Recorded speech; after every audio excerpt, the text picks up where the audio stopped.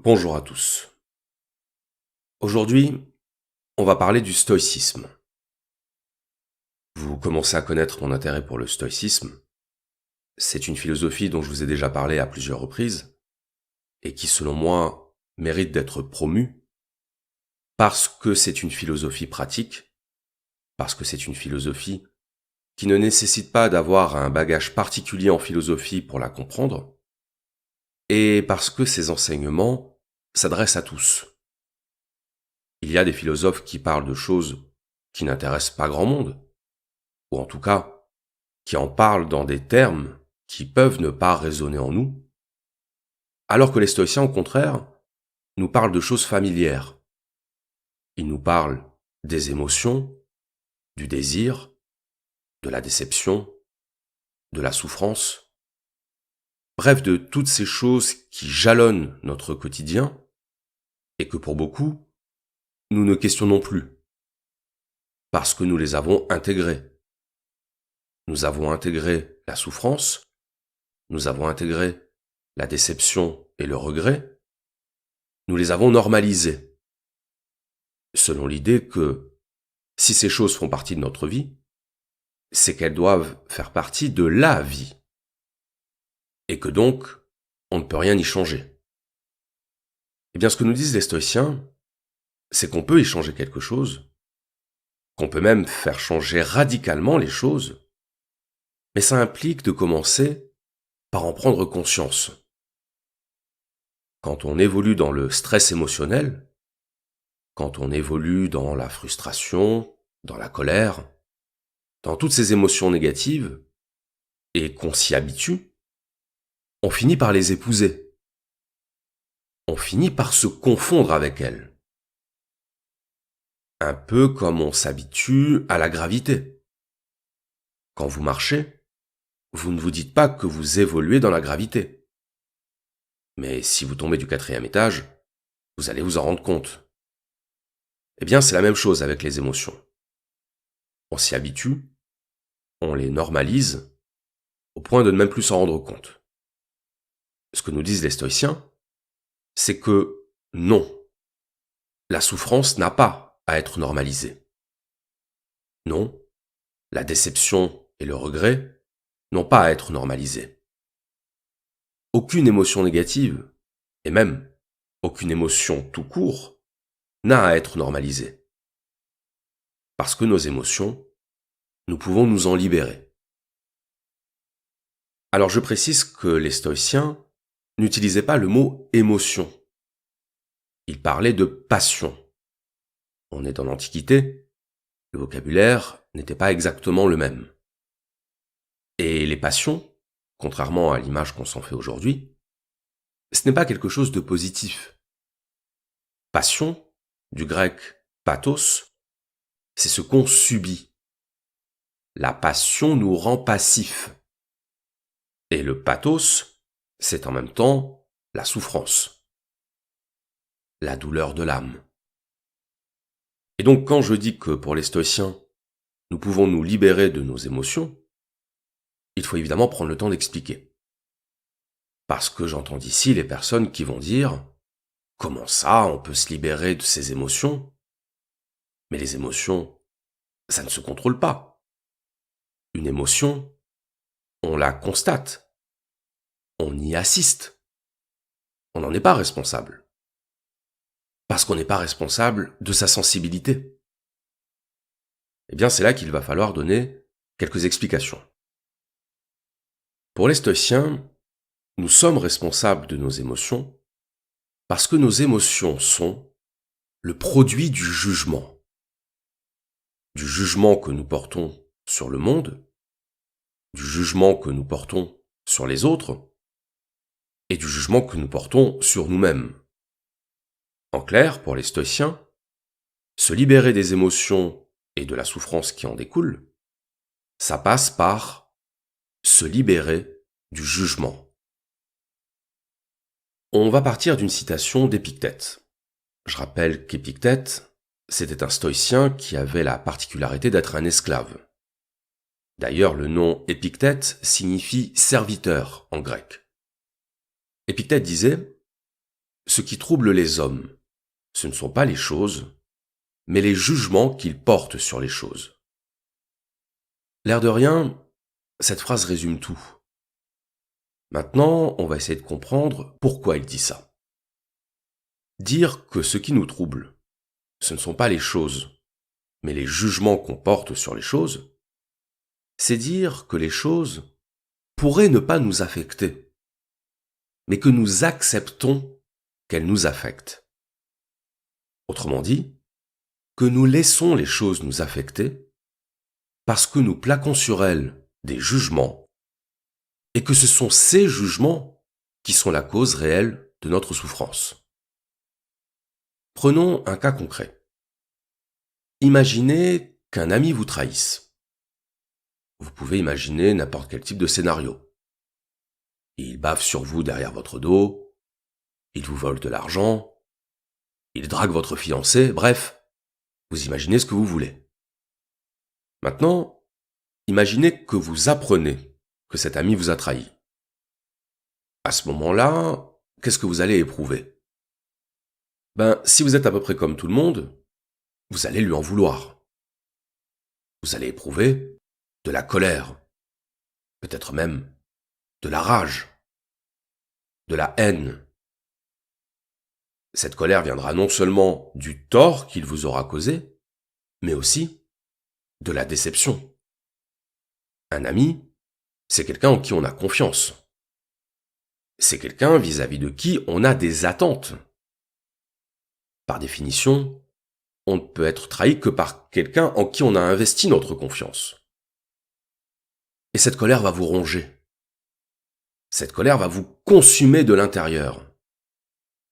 Vous allez souffrir. Vous allez serrer les dents, serrer les poings. Et si vous vous laissez aller à votre colère, vous allez sonner à sa porte et lui faire comprendre en langage des signes que c'était une erreur de vous faire ça. Dans tous les cas, le résultat de cette trahison, ça va être une réaction émotionnelle.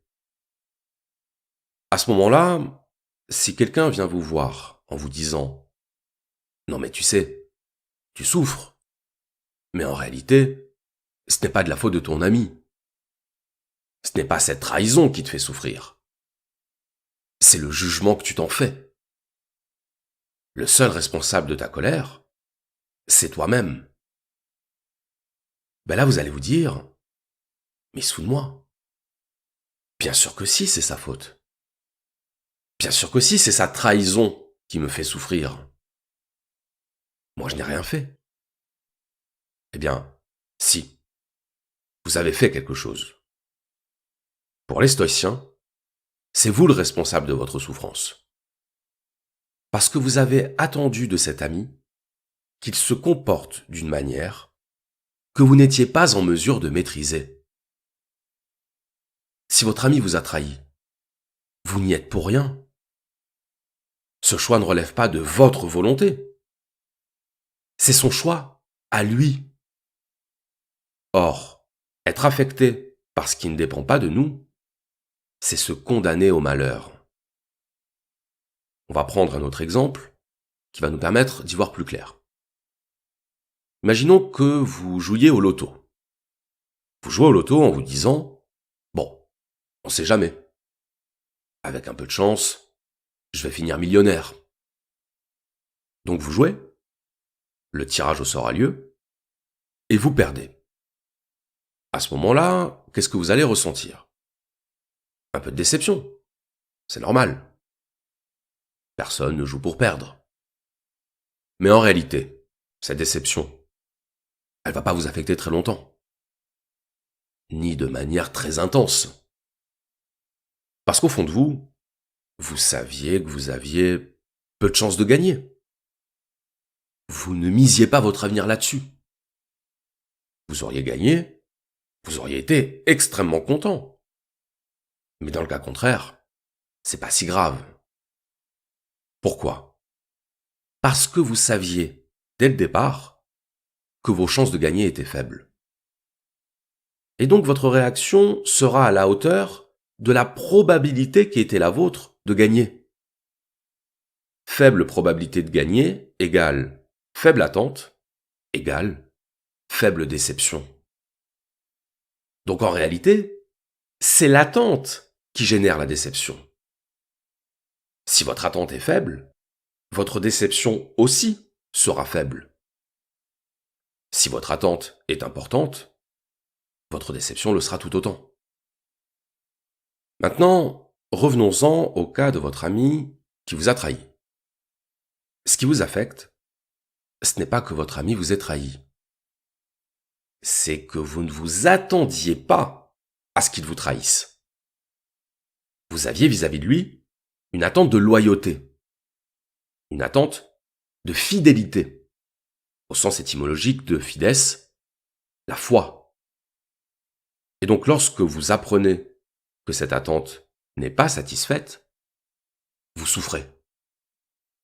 C'est donc bien l'attente que vous aviez placée en lui qui est la cause de votre souffrance. Un ennemi, il n'y a rien de surprenant à ce qu'il nous trahisse. C'est même la moindre des choses. Le problème de la trahison ne se pose qu'avec des personnes en qui on a confiance. Ce sont toujours nos proches qui nous trahissent. Par extension, ce sont toujours nos proches qui nous font le plus souffrir. Parce qu'on place en eux des attentes. Et que ce sont ces attentes qui nous reviennent en pleine figure lorsqu'elles ne sont pas remplies par la personne en qui on a confiance. C'est donc bien que le problème ne vient non pas de la personne, mais de nos attentes envers la personne. La trahison ne nous fait souffrir que parce qu'on juge que la trahison d'un ami est quelque chose d'inadmissible. Maintenant, que nous disent les stoïciens?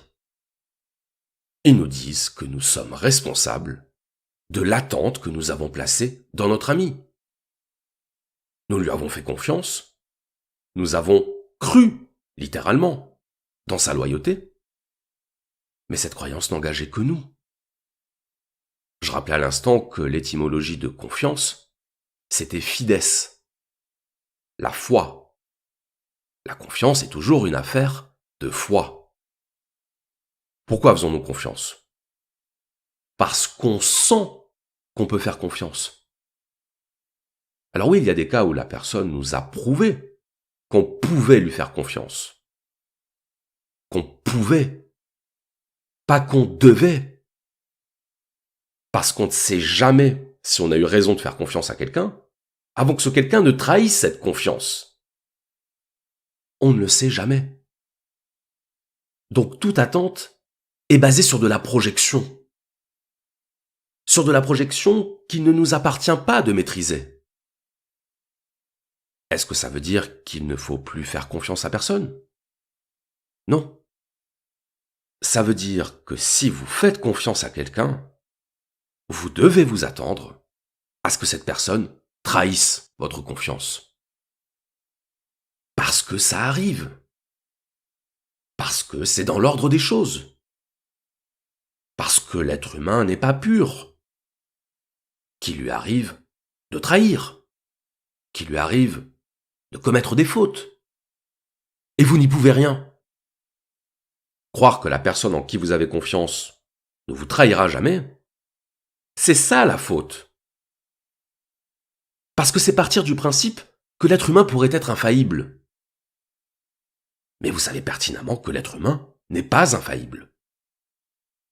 Donc pourquoi attendre de l'être humain qu'il se comporte comme aucun être humain ne peut se comporter? Est-ce qu'elle n'est pas là, la faute? Est-ce que la faute, ce n'est pas d'avoir des attentes inatteignables? Est-ce que la faute, ce n'est pas de ne pas avoir compris ce qu'était la réalité? Alors bien sûr, face à ce discours, vont se dresser les discours idéalistes et moralisateurs. Mais comment peut-on dire ça? La confiance, c'est fondamental. Il faudrait donc tout accepter, tout tolérer. C'est ça le modèle des stoïciens? Non, ce n'est pas ça le modèle des stoïciens. Le modèle des stoïciens, c'est de dire qu'on n'a jamais raison contre la réalité. Or, la réalité, c'est que la trahison existe. La réalité, c'est que l'être humain est animé par des forces qui ne sont pas toujours des forces morales. L'être humain est animé par l'ego, par le désir de pouvoir, par l'intérêt. Et qu'on aura beau chanter des sérénades à la gloire de la vertu, ce n'est pas ça qui rendra l'être humain plus vertueux. L'être humain est ce qu'il est, il a ses qualités et ses défauts, et en plaquant sur l'être humain des attentes morales et idéales, on se condamne à la déception. On se condamne au malheur. Marc Aurèle disait « Dès l'aurore, dis-toi d'avance, je vais rencontrer un indiscret, un ingrat, un insolent, un fourbe, un envieux, un égoïste. » Pourquoi Marc Aurèle disait-il ça? Parce qu'il considérait que tous les êtres humains étaient immoraux? Non. Parce qu'il considérait que ces choses-là existaient. Pas qu'elles étaient systématiques. Pas qu'il n'existait aucune vertu chez les êtres humains. Mais parce que l'être humain n'est pas constitué seulement de vertu. Elle est là la nuance. Quand on a des attentes envers quelqu'un, on projette sur lui un idéal. Un idéal dont on sait pertinemment, quand on connaît un peu la nature humaine, qu'il n'est pas atteignable. Mais tout le problème se situe dans le « quand on connaît la nature humaine ». Pas quand on idéalise la nature humaine. Pas quand on fantasme la nature humaine. La grande leçon du stoïcisme, c'est la leçon du réalisme. Du réalisme qui nous fait comprendre et accepter qu'on ne peut pas attendre de l'être humain ce qu'il n'est pas en capacité d'atteindre. Du réalisme qui doit nous inciter à la prudence, à la prémunition, qui nous fait comprendre et accepter que si on attend de l'être humain ce qu'il n'est pas en mesure d'atteindre, on va souffrir. Et que ça ne sert à rien de rejeter la faute sur l'autre. Parce que premièrement, ça ne changera rien à la situation. Et deuxièmement, ça ne fera que nous enfermer dans le déni. Notre problème, ce n'est pas que l'être humain se comporte en être humain, avec ses défauts, ses failles et ses vices. Notre problème, c'est que nous attendons de l'être humain qu'il se comporte comme s'il n'était pas un être humain. Comme s'il n'était pas soumis aux défauts, aux failles et aux vices. Il est là le problème. Le problème vient de nos attentes. Le problème vient de notre jugement. Et de notre désir que la nature humaine se conforme à notre jugement, alors que ça devrait être l'inverse. Ce n'est pas à la nature humaine de se conformer à notre jugement sur la nature humaine. C'est à notre jugement de se conformer à ce qu'est la nature humaine. C'est ça la clé. Accepter l'être humain tel qu'il est pour ne pas en être déçu. Accepter l'être humain tel qu'il est pour ne pas nourrir des attentes inatteignables. Et vous aurez beau dire tout ce que vous voudrez. Vous aurez beau maudire la nature humaine, dire que les gens sont méchants ou décevants, ça ne changera rien. La seule question est, êtes-vous prêt à changer vos attentes vis-à-vis de l'être humain? Êtes-vous prêt à admettre que vos attentes vis-à-vis de l'être humain ne proviennent pas de l'observation de la nature humaine, mais d'un idéal que vous projetez sur elle? C'est ça la vraie question. Le reste, c'est du blabla. Le reste, c'est du prétexte pour ne pas avoir à modifier votre jugement de ce que devrait être la nature humaine. Et c'est en ça que vous êtes responsable de vos émotions. Vous êtes responsable de vos émotions parce que vos émotions dépendent non pas de la réalité de la nature humaine, mais du jugement sur ce que devrait être la nature humaine. Le problème, ce n'est pas la réalité, c'est le jugement sur la réalité. Quand Marc Aurèle fait la liste des défauts humains, ce n'est pas pour dire que tous les êtres humains sont nécessairement méchants ou hostiles. C'est pour dire qu'il faut s'attendre à retrouver ces défauts chez l'être humain, parce que ces défauts sont constitutifs de la nature humaine. Et qu'attendre de l'être humain qu'il ne soit pas l'être humain, c'est insensé. C'est insensé, et c'est parce que c'est insensé que ça nous rend malheureux. Ce qui rend malheureux, ce ne sont pas les choses. Ce ne sont pas les choses telles qu'elles sont. C'est l'écart entre les choses telles qu'elles sont et les choses telles qu'on voudrait qu'elles soient. Telles qu'on les imagine, telles qu'on les idéalise, telles qu'on les juge. Il est là le problème, dans notre jugement. Tout le problème vient de notre jugement sur les choses. Les stoïciens disent, il y a ce qui dépend de nous, il y a ce qui ne dépend pas de nous. Être affecté par ce qui ne dépend pas de nous, c'est insensé. Parce que c'est croire que ce qui ne dépend pas de nous pourrait dépendre de nous. C'est croire que nous pourrions avoir une influence sur ce qui ne dépend pas de nous. C'est irrationnel. Les stoïciens prônent la raison.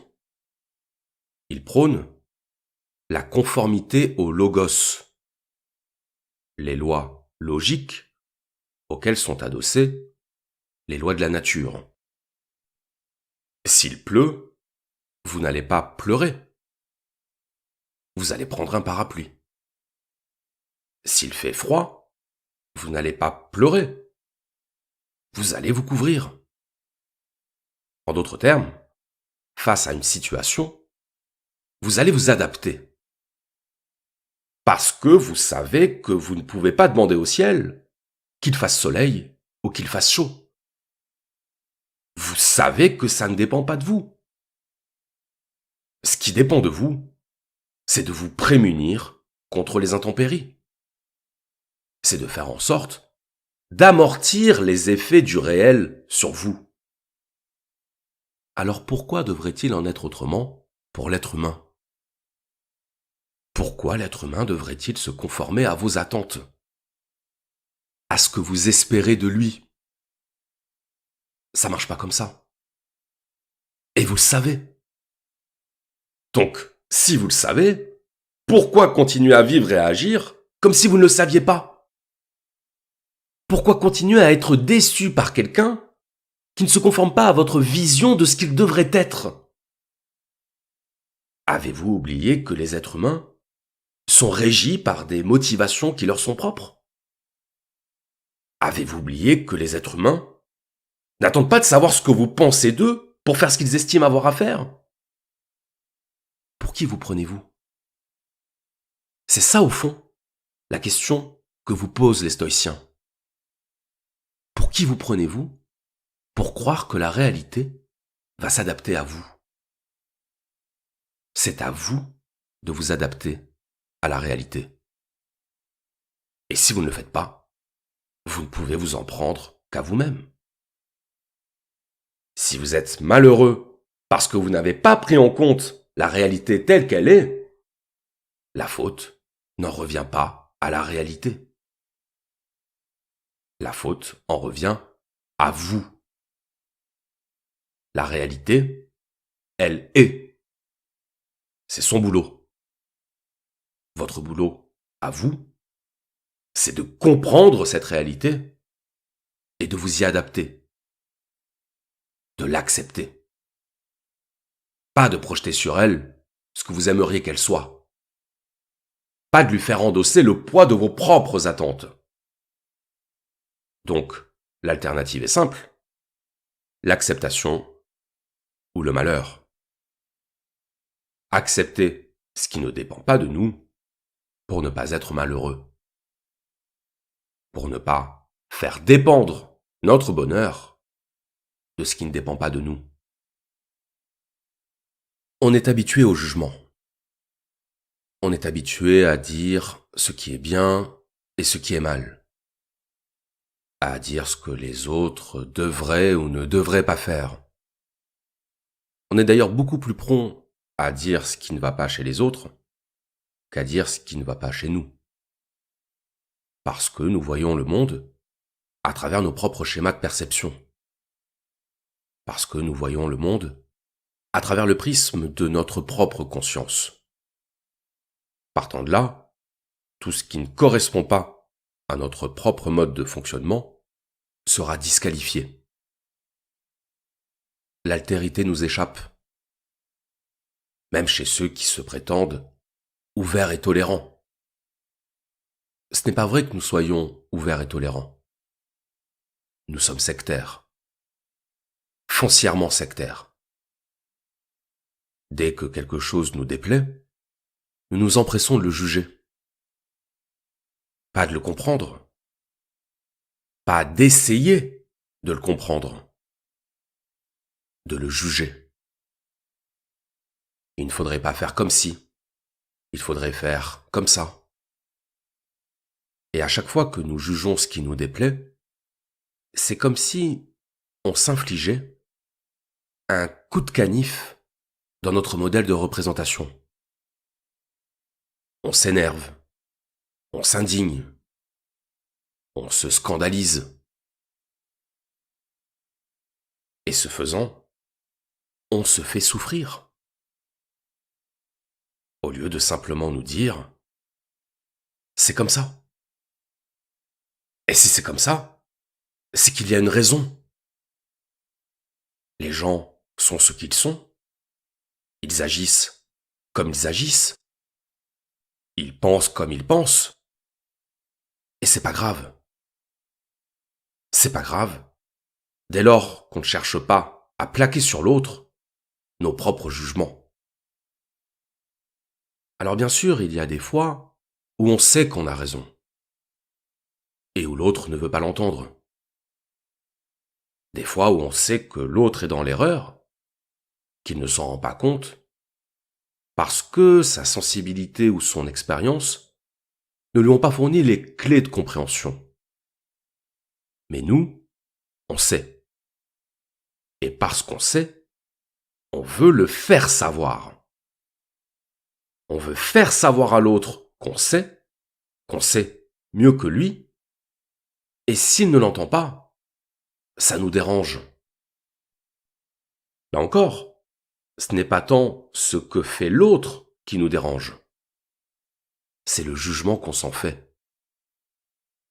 Un ami qui se fait exploiter à son travail et qui ne s'en rend pas compte. On a envie de lui dire « Réveille-toi. Révolte-toi. » Un ami qui est malheureux dans son couple, dont on sait qu'il devrait mettre un terme à sa relation, parce qu'on voit bien que c'est sans issue.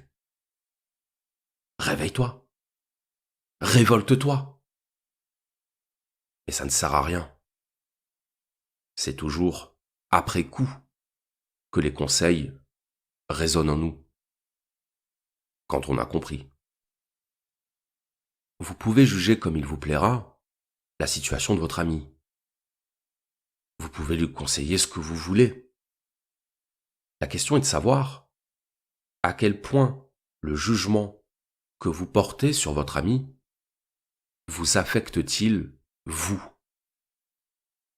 À quel point le fait de ne pas être écouté, de ne pas être entendu, vous fait-il souffrir, vous?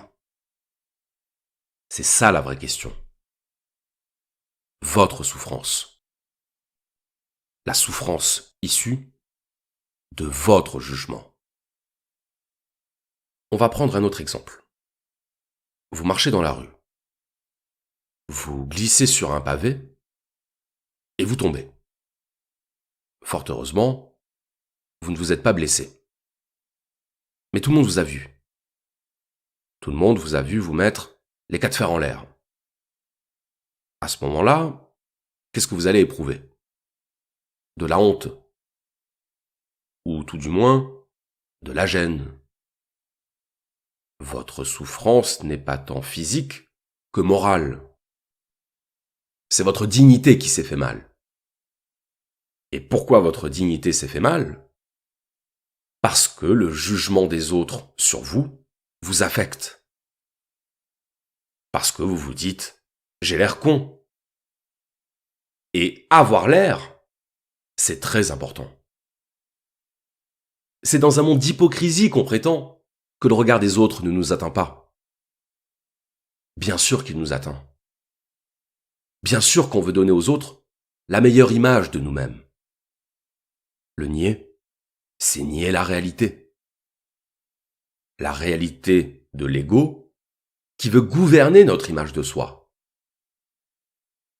La morale de cette histoire, c'est que de la même façon que c'est le jugement qui nous affecte plutôt que les événements, c'est le jugement des autres qui nous affecte plutôt que la situation concrète que nous vivons devant eux. Parce qu'on se projette dans leur conscience, on pense à leur place, et on imagine ce qu'ils doivent se dire. Et c'est très important, ce qu'ils se disent. Rappelez-vous quand vous étiez au collège, et que vous deviez passer devant toute la classe pour faire un exposé. Dans cette situation, beaucoup d'entre vous étaient en panique, parce qu'ils se disaient « Qu'est-ce qu'on va penser de moi ? Qu'est-ce que les autres vont se dire ?» Et le stress émotionnel qu'on ressent quand on se sent observé, quand on se sent scruté, c'est le stress du jugement. D'un jugement qui n'est pas tant le jugement réel de ceux qui nous observent, que le jugement qu'on projette sur ceux qui nous observent. C'est ça, l'ironie du jugement. C'est qu'il nous affecte même quand il n'existe pas. C'est qu'il nous affecte dès lors que c'est nous qui le faisons exister. Le problème du jugement, c'est nous. Que les gens pensent ce qu'ils pensent. Concrètement, qu'est-ce que ça va changer? Qu'est-ce que ça va changer à part ce que nous acceptons que ça change? Pourquoi des jugements, c'est-à-dire des choses immatérielles, des choses qui n'ont pas de prise directe sur nous, peuvent-ils nous affecter, nous stresser, nous déranger, nous attrister? Parce que nous les faisons exister. Alors que dès qu'on rationalise, dès qu'on se met réellement à la place de cet autre sur lequel on plaque des jugements imaginaires, on se rend bien compte que tout ça, c'est de la pure projection. Quand vous faisiez votre exposé, la plupart des élèves, ils pensaient à autre chose.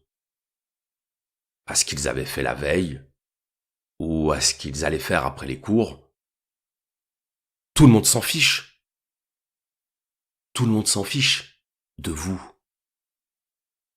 La plus grande quantité de jugement sur vous qui ait jamais été accumulée, c'est la vôtre.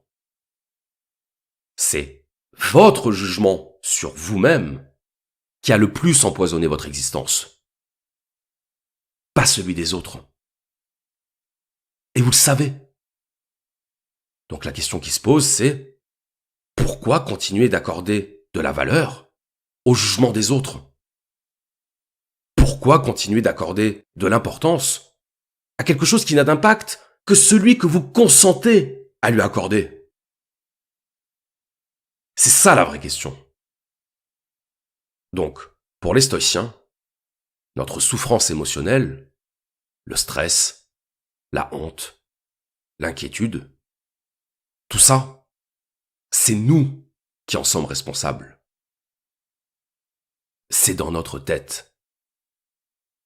Rien ne peut vous affecter émotionnellement que vous n'ayez consenti à vous laisser affecter. Et quand vous faites l'état des lieux, quand vous comparez ce qui vous est arrivé à vos réactions à ce qui vous est arrivé, vous allez voir du premier coup d'œil de quel côté penche la balance. Elle penche du côté de la réaction. Elle penche du côté de l'amplification par le jugement. C'est ça la réalité. Et ça marche pour tout.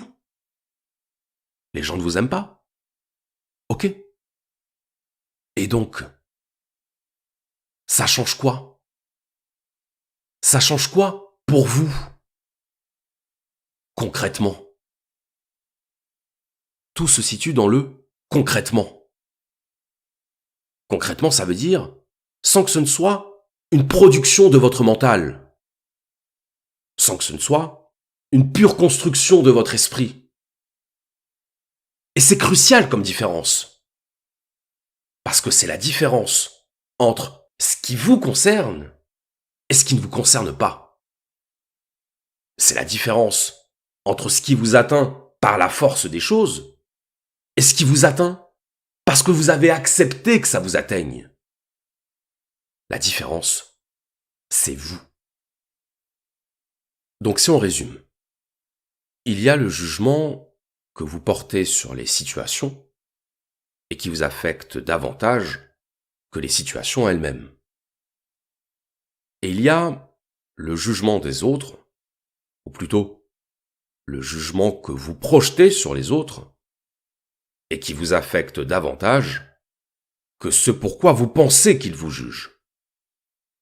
Dans les deux cas, ce qui vous affecte, c'est le jugement. Ce qui vous affecte, ce sont des projections mentales. Des projections mentales qui, soit ne changeront rien à la situation, qui ne feront que rendre douloureuse une situation qui ne le serait pas sans votre jugement, ou soit qui projette sur les autres un jugement qui n'est le fruit que de votre imagination et qui vous affecte en retour par pur effet boomerang. Comme si on construisait soi-même les raisons de sa propre souffrance mentale. Donc la leçon des stoïciens, c'est que nous devons épouser ce qui nous arrive. Nous devons ne faire qu'un avec ce qui arrive. Parce que le jugement nous dissocie, il nous dissocie de la réalité et il nous dissocie de nous-mêmes. Il nous dissocie de cette capacité à recevoir les choses telles qu'elles sont, à accepter plutôt qu'à réagir, à vivre plutôt qu'à juger. Je cite.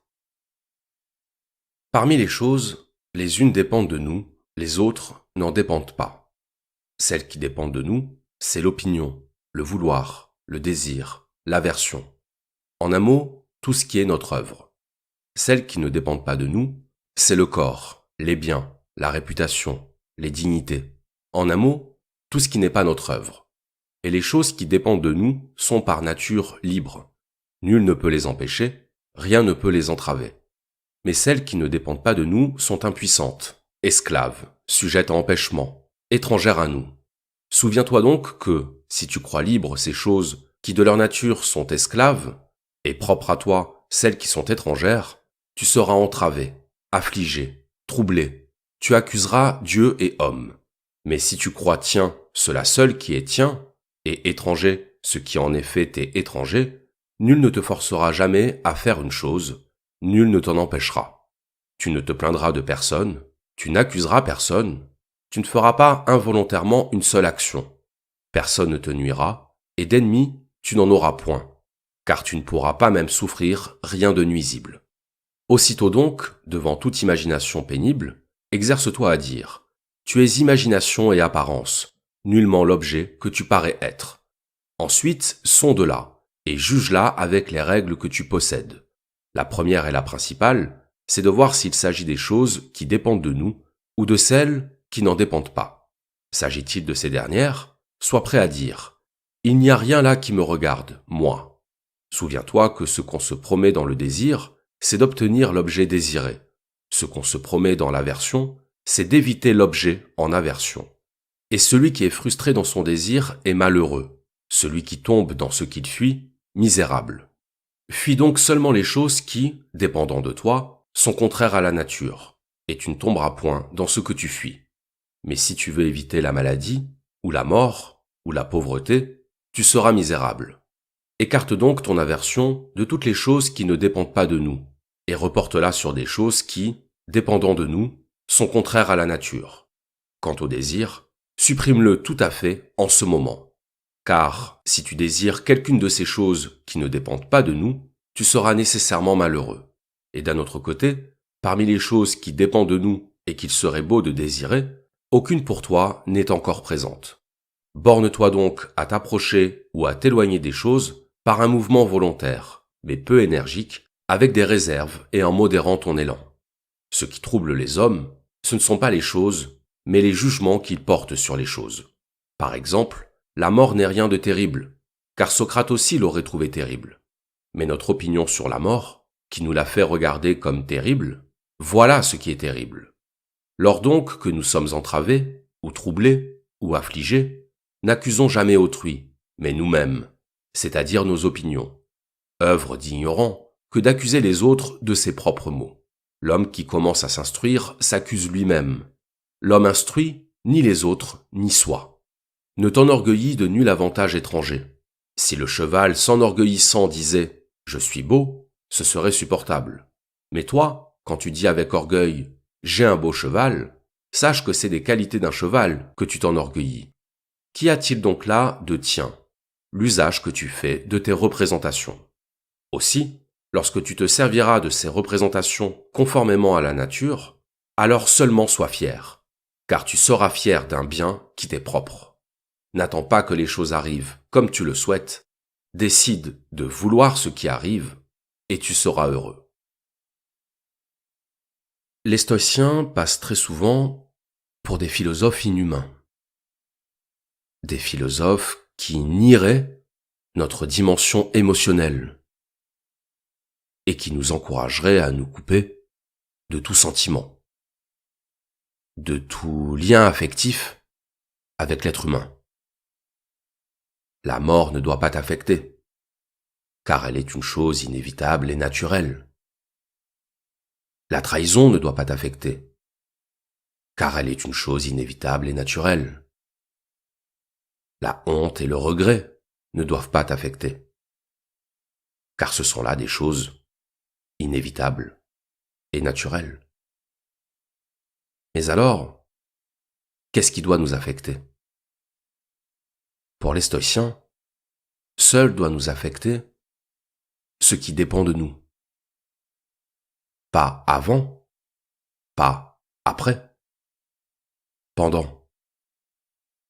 Agir au moment où nous devons agir, avec toute notre attention, avec toute notre concentration.